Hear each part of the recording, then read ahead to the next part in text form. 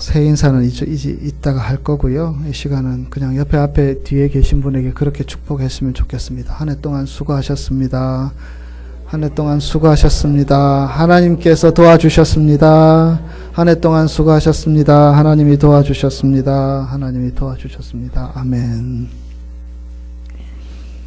예, 그 인터넷에 도는 글 또 카톡으로도 오는데 2년은 가고 저년은 온다. 해년자를 써가지고 뭐 그렇게 우스개 글들이 있어가지고 제가 웃으면서 본 기억이 있는데요. 또 한 해가 가고 또 새해가 오는 시간 또 함께 예배 드리는 여러분 가운데 하나님께서 새해에도 변함없는 은혜가 넘치게 될 것을 믿습니다. 오늘 출애굽기 말씀 가지고 우리가 하나님 말씀 잠깐 상고하기를 원합니다. 여러분, 이스라엘 백성들은 요셉 때 처음으로 애굽으로 가게 되었죠. 근데 그때는 참 좋았는데 좋은 시간은 잠깐이었고요. 참 힘든 시간을 보내게 됩니다. 요셉을 알지 못하는 사람 왕이 이제 애굽 왕이 되고 난 후에는 이들을 경계하고 또 두려워하여서 이들을 학대하고 나중에는 뭐 자식들까지 다 죽이게 되고 아들을 낳으면 그런 일들이 있었죠. 여러분, 이스라엘인들은 결코 신앙이 가볍지 않습니다. 유대인들의 신앙교육을 우리가 잘 알지 않습니까? 철저하고 또 가정교육이나 신앙교육에 대해서 결코 소홀하지 않게 그렇게 교육을 시킵니다. 그래서 그들이 애굽에 있더라도 나름대로의 신앙들을 지키고 있었을 것입니다. 하지만 시간이 오래 지날수록 그리고 그 고통이 멈추지 않고 점점점 커지면서 그들은 정말 힘들었고 불안해지고 초조해졌습니다. 그들은 그렇게 믿었습니다. 아브라함의 하나님, 이삭의 하나님, 야곱의 하나님이 우리와 함께 하실 것이다. 도와주실 것이다. 구해주실 것이다. 그런데 시간이 갈수록 점점 그 기대와 희망은 사라져 가고 있었습니다. 여러분, 뭐 저도 그런 생활을 안 해보았고요. 뭐 이 가운데 일제시대 때 살았던 분은 거의 계시지 않으시겠지만, 뭐 우리 허건사님이나 뭐 몇 분 정도 계시겠지만, 그렇게 어떤 나라의 종살이로 자유가 없이 미래에 대한 희망이 없이 산다는 것이 어떤 의미인지를 그냥 상상할 수는 있지만 이렇게 체감으로 다가오지는 않는 것 같습니다. 그만큼 이스라엘 백성들의 삶은 힘들고 어려웠던 삶이었습니다. 그 삶이 얼마나 지속되었습니까? 400여 년이 지속되었습니다. 이제 익숙해져서 그냥 그렇게 살 수밖에 없는 그런 상황들. 그래서 그들은 부르짖었습니다. 하나님 어디 계십니까? 하나님 주무십니까? 하나님 당신의 백성들이 고통 가운데 있는데 뭐 하십니까? 이런 질문들을 던지며 그들은 하나님을 찾았습니다. 하나님은 주무시지 않으셨습니다. 하나님은 그들을 보고 계셨고 그들의 부르짖음을 듣고 계셨습니다. 그래서 여러분, 우리가 잘 아는 말씀 출애굽기 3장 7절 8절 말씀을 보면 이렇게 기록되어 있습니다. 여호와께서 이르시되 내가 애굽에 있는 내 백성의 고통을 분명히 보고 그들의 감독자로 말미암아 부르짖음을 듣고 그 근심을 알고 내가 내려가서 그들을 애굽의 손에서 건져내겠다. 보고 계시고 알고 계시고 듣고 계셨습니다. 그렇게 말씀하신 것입니다. 하나님은 하나님의 계획을 갖고 계셨습니다. 당신의 백성들을 이제 구원하여서 약속의 땅까지 데려가야 되겠다. 계획을 갖고 계셨고 준비하고 계셨던 것입니다. 보고 듣고 알고 계셨고 어떻게 인도하실지, 어떤 사람을 세워서 인도하실지를 이미 계획해 두셨다라는 것입니다. 여러분, 출애굽기는 우리가 그것을 보게 됩니다. 하나님이 일어나셔서 무슨 일을 하시고자 하면 못하실 일이 없다라는 사실. 여러분, 하나님을 대항했던 자가 누구입니까?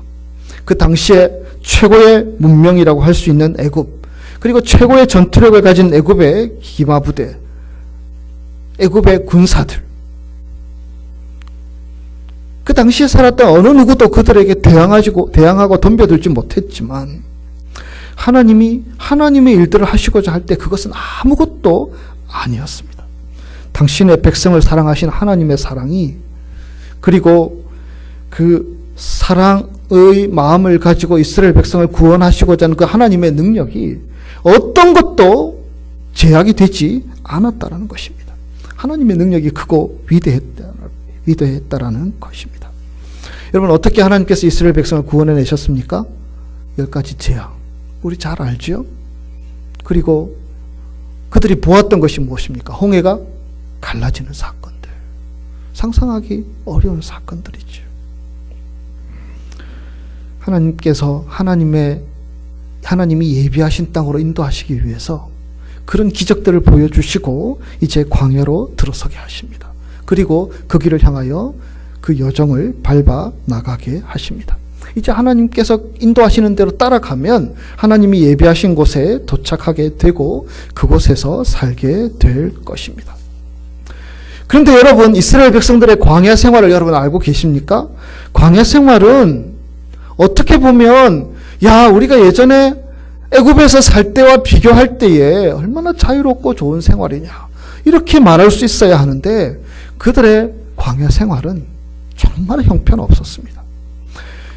감사하는 시간들은 거의 없었습니다. 계속해서 불평의 말을 내뱉습니다. 그들은 잠시 기다리는 것, 인내하는 것도 참 힘들었습니다. 그들은 하나님께서 행하시는 놀라운 일들을 눈으로 보며 체험했지만 그들이 살아가는 모습은 완전히 달랐습니다. 모세를 통해서 하나님께서 그들에게 계명을 주셨는데요. 참 그 계명을 지키는데 인색했고요. 자기들의 욕망과 감각적인 만족에 집착했습니다. 그리고 그들은 결국 모세가 산에 올라갔었죠.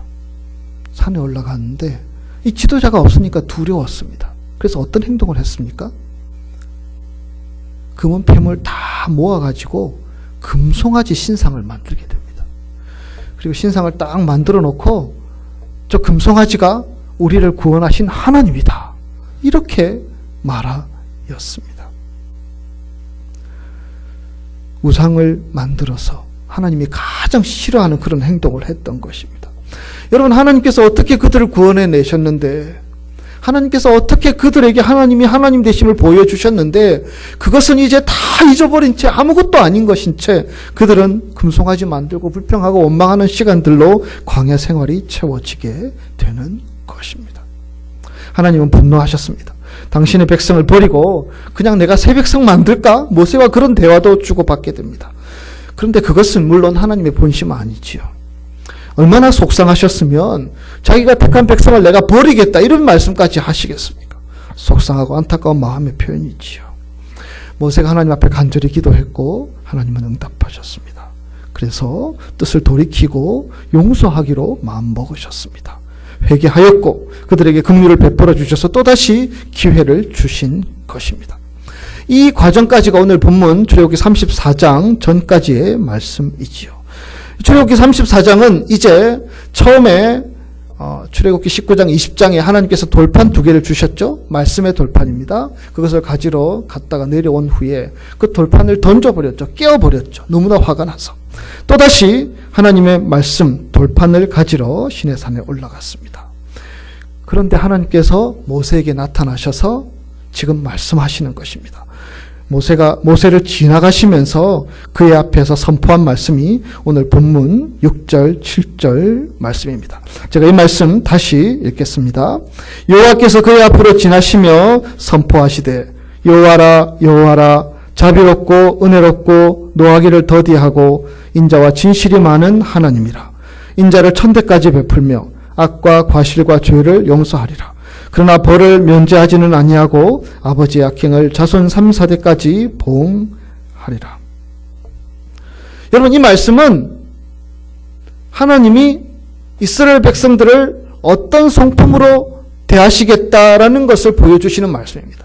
여러분, 이 말씀은 모세가 한 말이 아니고요. 하나님이 직접 하신 말씀입니다. 나는 이런 하나님이다. 나는 이런 하나님이다. 너희가 알아라 하시면서 주신 말씀이죠.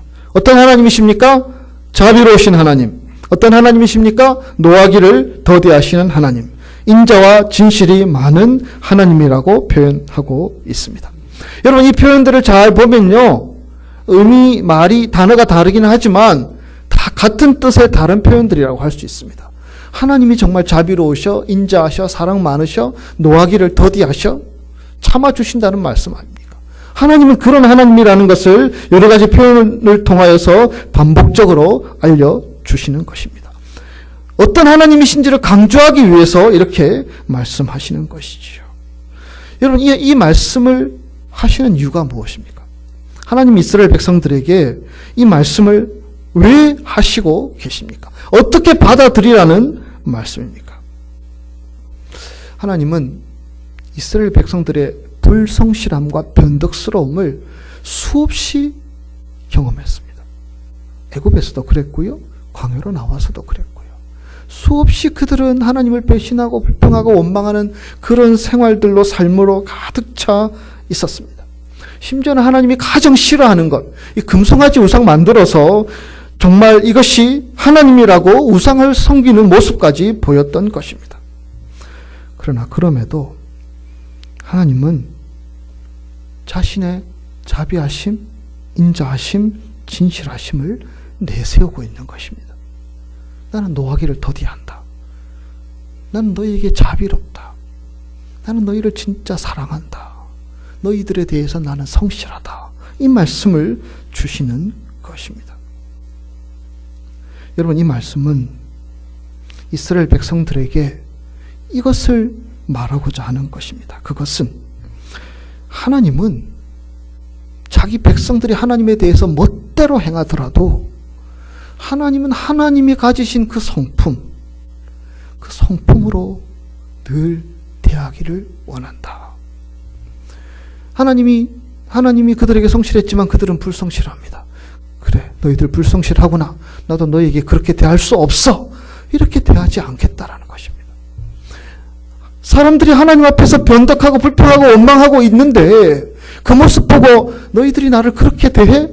그러면 나도 그렇게 대하기를 원해. 변덕스럽게 대하고 그들에 대해서 불평하고 원망하지 않겠다라는 것입니다. 하나님은 하나님의 성품을 가지고 하나님이 원래 가지셨고 예전에도 지금도 영원히 가지고 계신 그 성품 그대로 이스라엘 백성들을 대하시겠다라는 것입니다.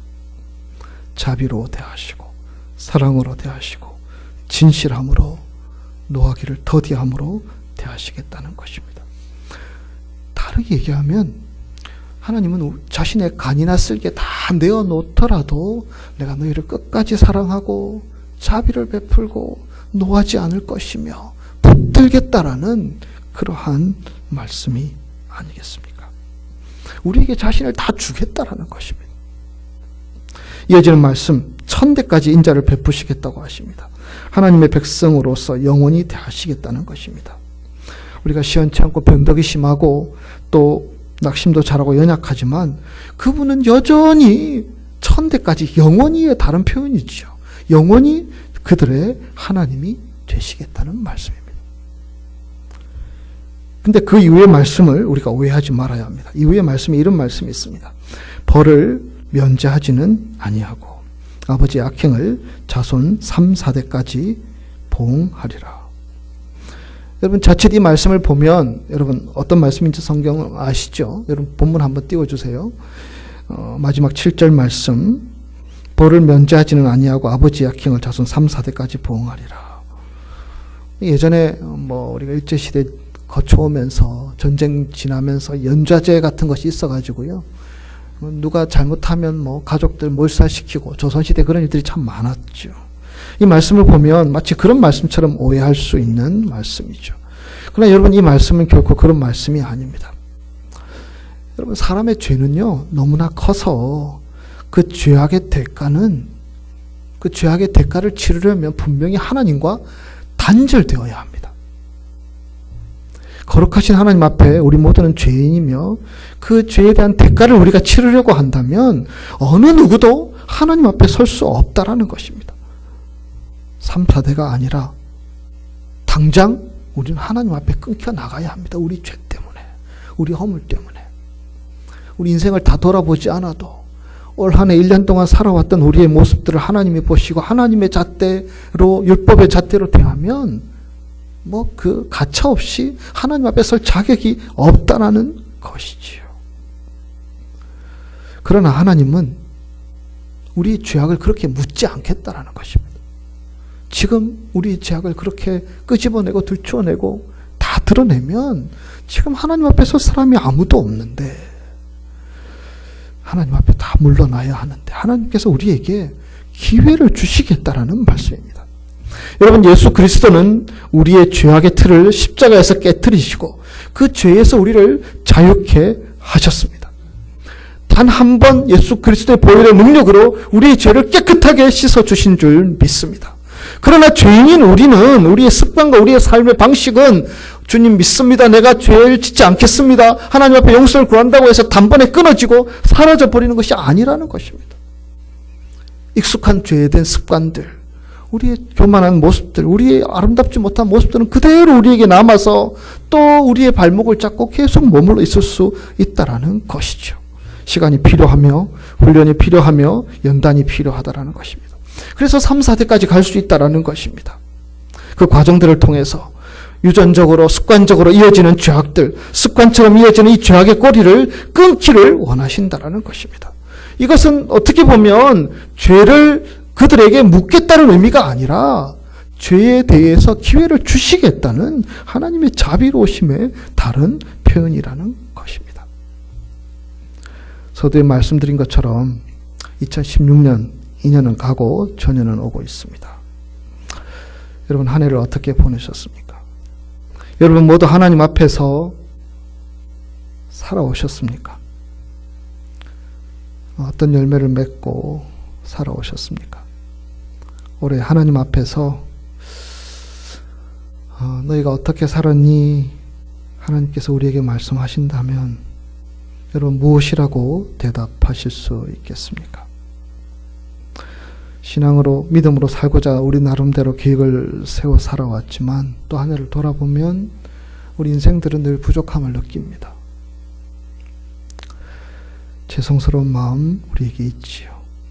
아니, 이 세상 일에 바쁘다 보니까 하나님께 죄송스러운 마음조차 갖지 못한 채, 내가 어떻게 살지 고민조차 하지 않은 채 그냥 내 공부, 내 일, 내 가정, 내 일터 이런 일들에 분주해서 바쁘게 살아가는 분들도 계시지요. 그리고 우리는 이제 2017년 새해 앞에 서게 됩니다. 하나님께서는 이스라엘 백성들을 구원하셔서 광야로 인도하여 주셨듯이 2017년은 하나님께서 우리에게 열어주시는 새로운 길이며 새로운 기회이며 새로운 시간인 줄 믿습니다. 하나님께서 우리에게 주신 시간들이기 때문에 우리는 2016년을 돌아보면서도 감사하는 마음 필요하고요. 2017년을 바라보면서도 하나님 기회를 주셔서 감사합니다.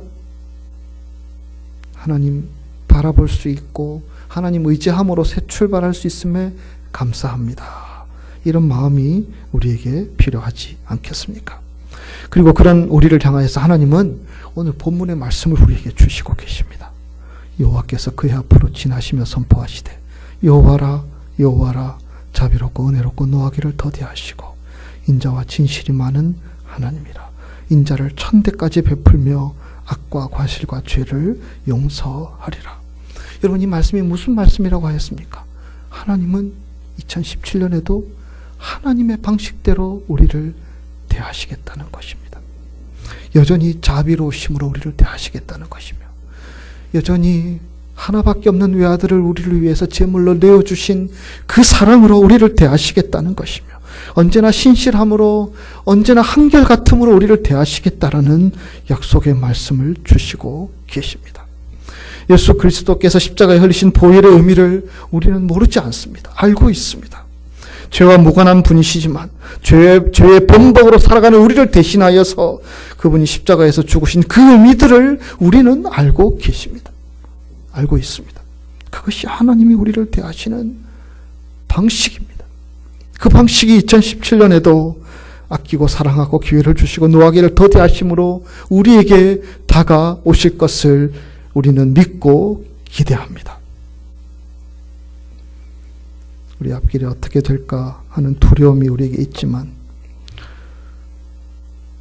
자비로우신 하나님, 사랑의 하나님, 노하기를 더디하시는 하나님은 여호와 이레의 하나님이 되셔서 우리 앞길을 예비해 두시고 계심을 믿습니다. 잘할 수 있을까라는 조바심 있지만 신실하신 하나님께서 우리에게 힘이 되어 주셔서 우리로 승리케 하여 주실 것을 기대합니다. 내가 정말 믿음으로 잘 살 수 있을까라는 염려들이 있지만 하나님께서 우리와 함께 하셔서 날마다 지혜도 공급해 주시고 사랑을 공급해 주셔서 우리가 잘 살 수 있도록 북돋아 주시고 응원하여 주실 것을 믿습니다. 그것이 하나님이 우리를 대하시는 방식입니다. 그러나 여러분, 이 말씀은 하나님이 우리를 그렇게 대하시겠다는 이 말씀은 우리가 그냥 무늬만 신앙생활 하듯이 살아가고 그냥 대충 적당히 살아가라는 말씀이 결코 아닙니다. 여러분, 하나님의 방식대로 우리를 대하시겠다라는 이 말씀은 우리에게 또 다른 요구를 주시는 말씀입니다. 무엇이겠습니까?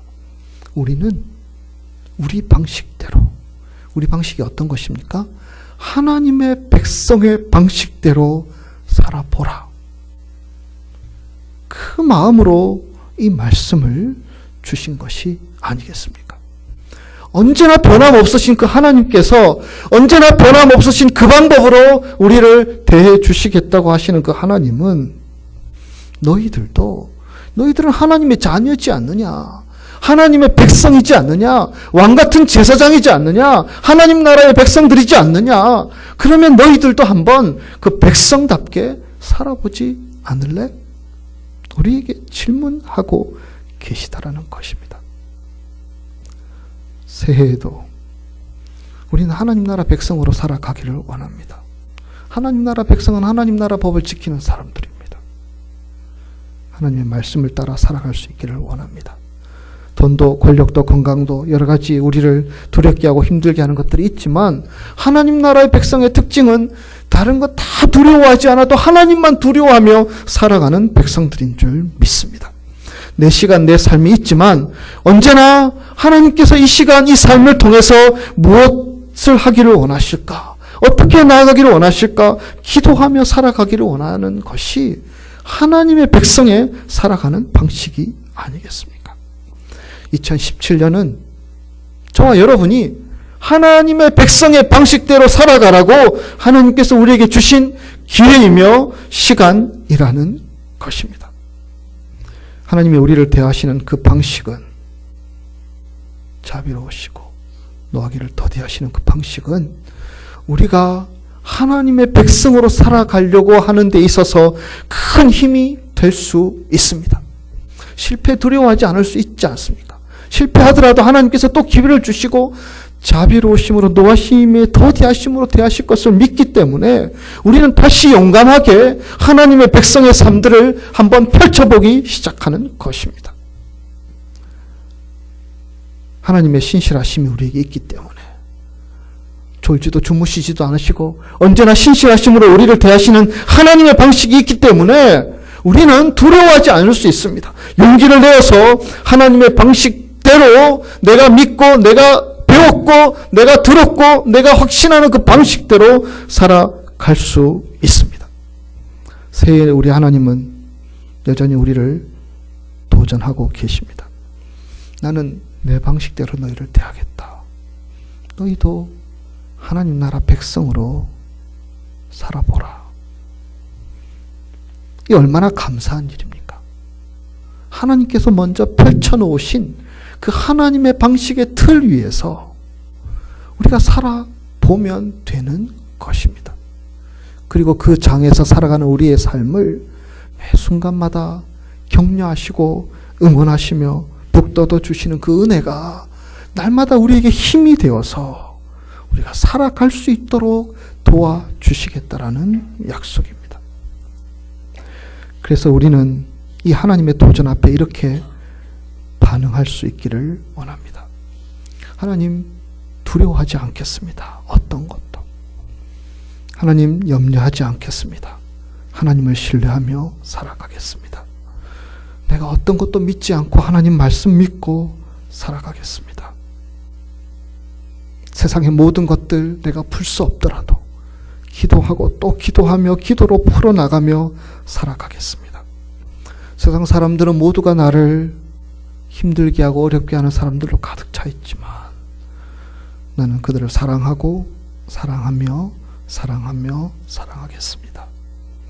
하나님의 백성들의 방식대로 2017년을 살아가기를 우리 하나님은 오늘도 격려하시며 우리에게 도전하고 계십니다. 2017년 여러분 어떻게 살기를 원하십니까? 여러분 중점을 두는 것은 무엇이고 또 우리가 무엇을 위해서 기도해야 할 것이라고 준비하고 생각하고 계십니까? 새해를 맞이하면서 송구영신 예배를 드리면서 나는 하나님 나라의 백성이다. 여러분 이 고백과 이 선포가 먼저 우리에게 있기를 원합니다.